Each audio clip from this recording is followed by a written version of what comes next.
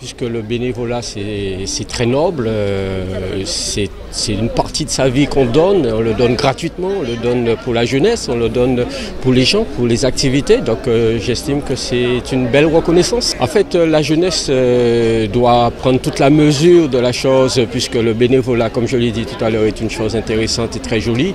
Donc la jeunesse qui va vers le bénévolat apporte son concours aux autres jeunes, aux autres personnes qui sont tout autour, et ça fait que la transmission est faite naturellement par le biais du bénévolat, et je crois que le jeune qui s'implique dans le bénévolat a toutes les chances de réussir au plus tard dans la vie.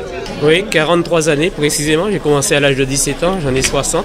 Ce sont 43 années qui ont été très vite retracées, mais c'est toujours au service des autres, des plus humbles de préférence, dans des disciplines extrêmement variées, en faveur de la jeunesse.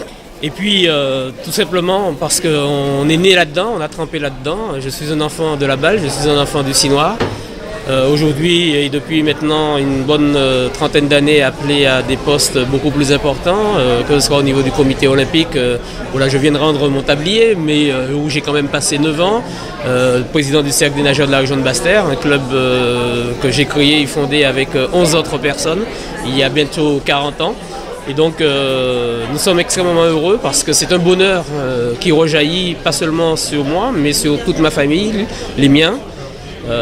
Mes proches, mes enfants surtout, on est obligé d'être ému.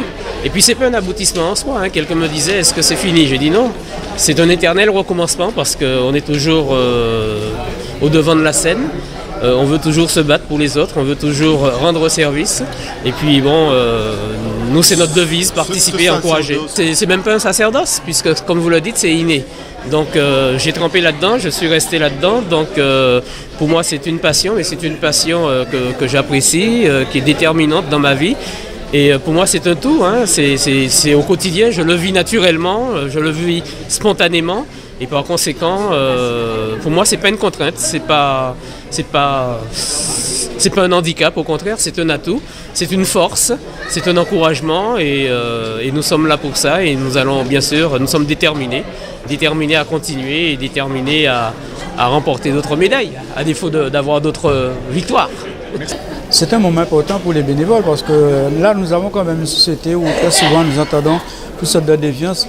Mais là, comme je l'ai dit en introduction, heureusement que nous avons les bénévoles quand même qui permettent quand même de créer du lien social, éviter qu'il y ait plus de délinquance et tout cela. Donc c'est pour cette raison que nous aimons ce type de cérémonie pour mettre nos bénévoles à l'honneur, pour montrer qu'ils sont présents, ils font du bon travail et même s'ils n'ont pas de récompense financière, mais il faut quand même que l'État reconnaisse ce travail qu'ils accomplissent. Heureusement qu'il y a des bénévoles, nous avons 9000 associations à peu près qui fonctionnent, mais sur ces 9000 associations, il y a une dizaine de bénévoles dans chaque association, même si on trouve beaucoup qui sont dans plusieurs associations, mais nous avons besoin d'associations pour travailler au niveau de la santé, au niveau du sport, au niveau de la jeunesse, au niveau de la culture, au niveau du patrimoine, mais au niveau du sport de manière plus globale.